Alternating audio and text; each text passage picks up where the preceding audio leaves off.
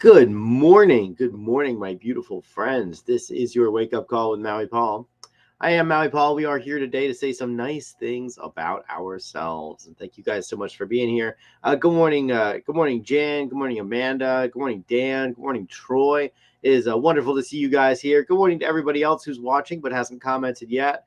I might not be able to see you right now, but I do appreciate that you're here. Drop me a comment. Let me know that you're around. Let me say hi to you.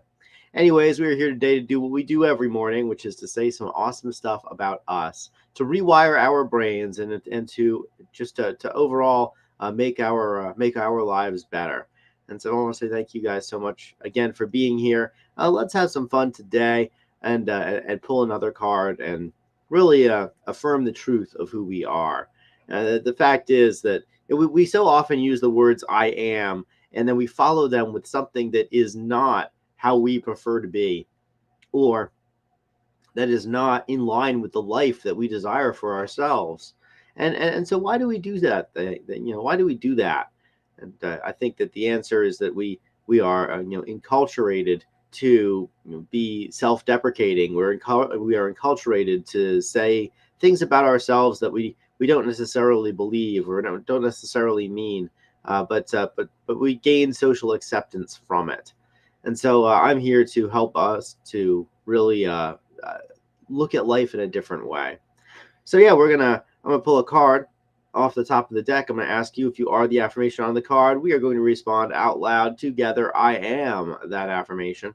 And as we use these very powerful words, as we declare who and what we are in this now moment, we are inherently rewiring our own brains so that we can really do life better. So let's get right to it and pull the card off the deck and say that today I am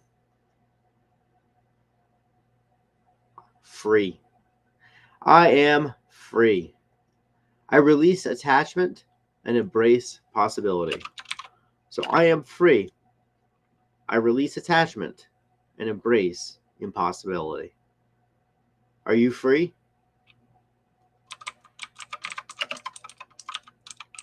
You are free. You release attachment and embrace possibility. And I am writing that down in the chat right now because in order for us to write this down, we need to think about it. We need to meditate on it just a little bit deeper than me just saying the words. I know that I have a lot of folks who will catch this broadcast afterwards. And do yourself a favor, even if you're not catching it live, write these words down, because as we do that, we have to tell our fingers, we have to think about the thought long enough to get it down, to our fingers.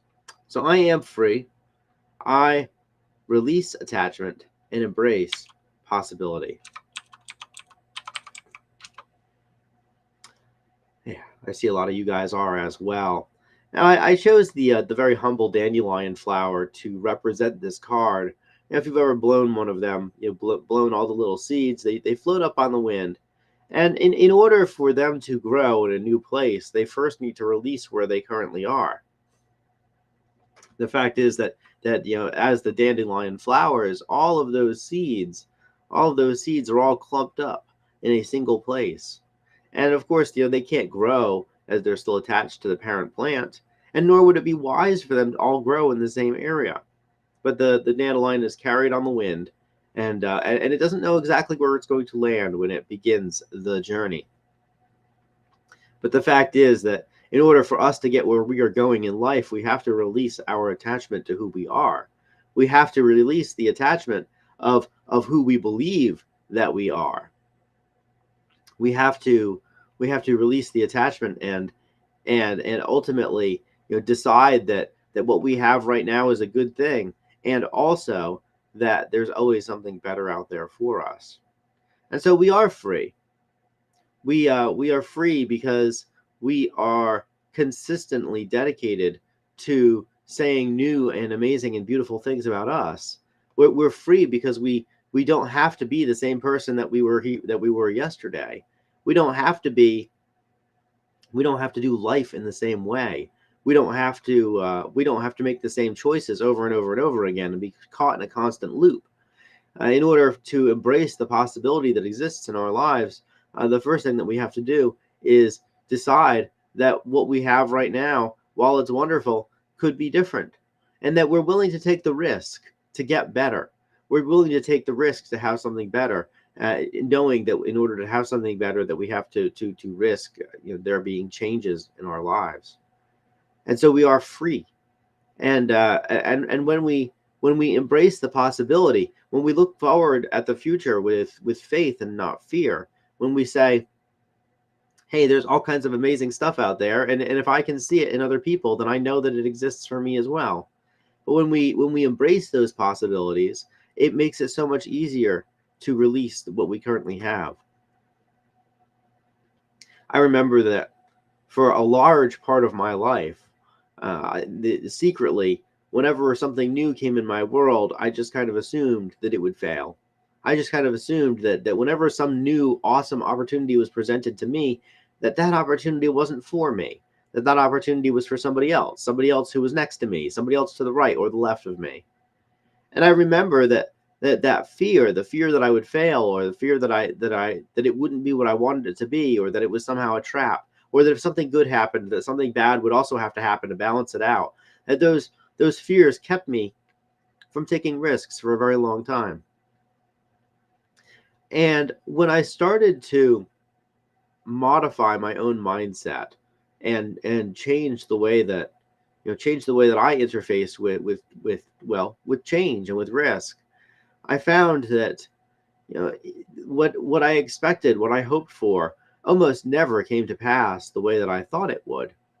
And yet I always ended up very happy with what the results were. So as I've released attachment to who I used to be, I've been able to really blossom and mature and grow into the person that I am today.